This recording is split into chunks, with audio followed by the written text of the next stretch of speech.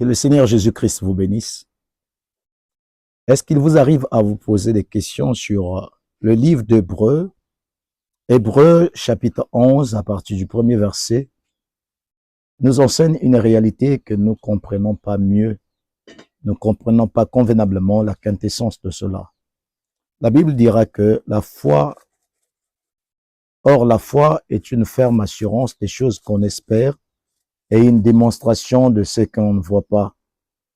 Or, remarquez, la plupart des gens à travers le monde, donc je parle dans le monde des églises, nous prenons en réalité la première partie de cette définition de la foi, mais la deuxième partie est souvent ignorée. La foi est une ferme assurance des choses qu'on espère. C'est vrai, la foi est une ferme assurance. Nous avons des projets, nous avons des choses que nous voulons accomplir et nous avons une ferme assurance là-dessus. Mais cependant, il y a un autre volet de cela que nous ne remarquons pas et que nous ignorons souvent, que nous négligeons souvent. Il s'agit de la démonstration des choses invisibles. Donc, quand nous prenons la ferme assurance, tout le monde est ferme, tout le monde est décidé sur ce que l'on veut accomplir. C'est vrai. Nous voulons accomplir ceci, nous voulons accomplir cela, c'est vrai, mais sauf que quand il s'agit de la démonstration de l'invisibilité, c'est là où le problème. Nous parlons beaucoup, mais nous agissons moins. En réalité, ce qui fait cela, c'est que nous n'avons pas beaucoup de rapprochement avec le sacré, avec le Seigneur, ce qui fait que nous avons beaucoup d'échecs là-dessus.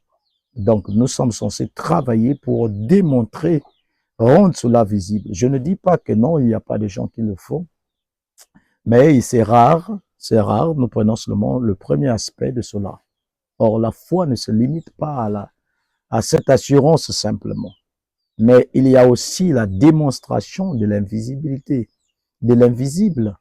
Il faut démontrer ce qui n'existe pas, mais rendons cela par la foi visible.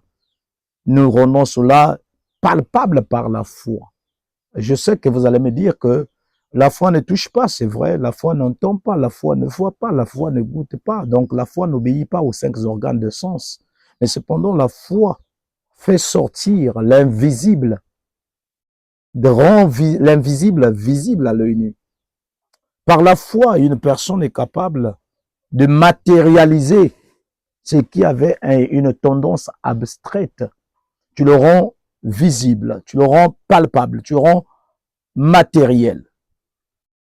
Comme je parlais autrefois, si un homme comme Platon, un païen, il dit que non, les idées philosophiques pouvaient être transformées en arbres spirituels capables de rendre l'invisible visible, qu'en est-il d'un chrétien?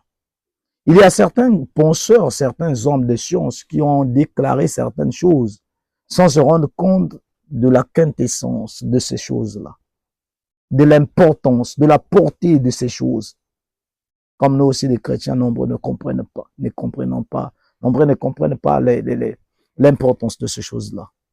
Donc, vraiment, arrêtons de beaucoup parler, saisissons ce que Dieu veut qu'on saisisse, comprenons ce que Dieu veut qu'on comprenne.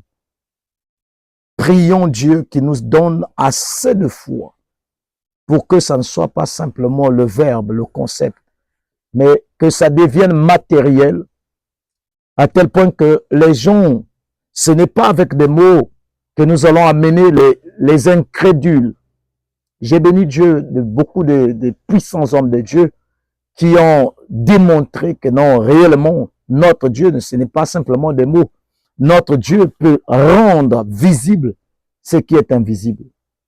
Il fait marcher les boiteux. Il fait voir les aveugles. Les sourds entendent. Les muets parlent. C'est le Dieu en qui nous croyons, qu'il nous aide à saisir, à comprendre. Certainement, avec le temps, ça viendra.